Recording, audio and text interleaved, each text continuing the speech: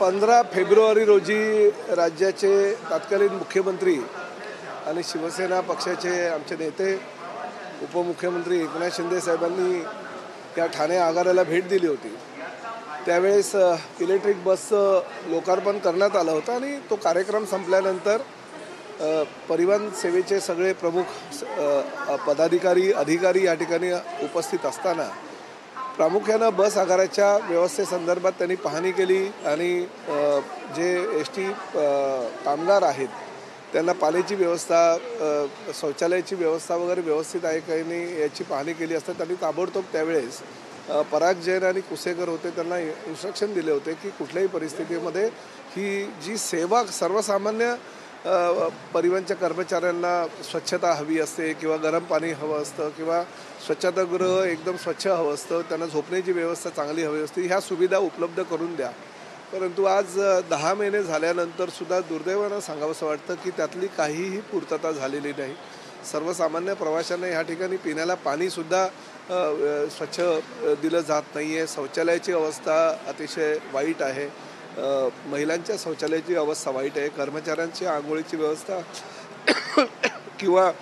त्या ठिकाणी जे प्रसाधनगृह आहे गरम पाण्याची व्यवस्था नाही। आगाराच्या व्यवस्थापनानं मला सुरुवातीला सांगितलं होतं की गरम पाण्याची व्यवस्था केलेली आहे आणि खोटं सांगितलं होतं त्याने की वर गिझर आणि हीटरची व्यवस्था केलेली आहे, सोलर सिस्टीमची व्यवस्था केलेली आहे, पण जी वस्तुस्थिती बघितली तर तेही निदर्शनास चुकीच्या ह्या गोष्टी सगळ्या आलेल्या आहेत। पहिलाच दिवस आहे त्यामुळे कुठल्याही प्रकारचा कुणावरही कारवाई करण्याचा हेतू नाही आहे, परंतु शेवटी शिस्त ही प्रत्येक डिपार्टमेंटला येणं गरजेचं आहे आणि हे ठाण्याचं आमचं घर आहे,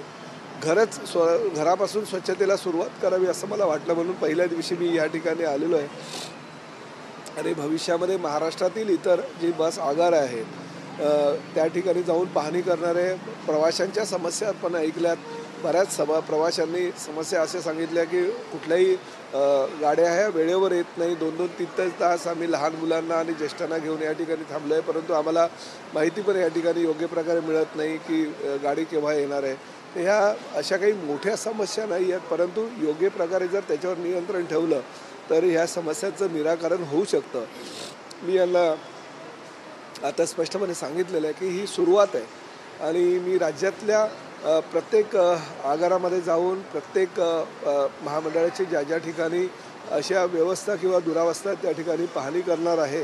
आणि जर काही चुकीचं घडलं तर आज काही नाही परंतु भविष्यामध्ये चुकीला क्षमा नाही अशा प्रकारची भूमिका परिवहन मंत्री म्हणून माझी असेल। आणि मी ठाण्याच्या आगार प्रमुखांना सांगितलेलं आहे की 1 महिन्यामध्ये जबाबदारी तुमची असेल,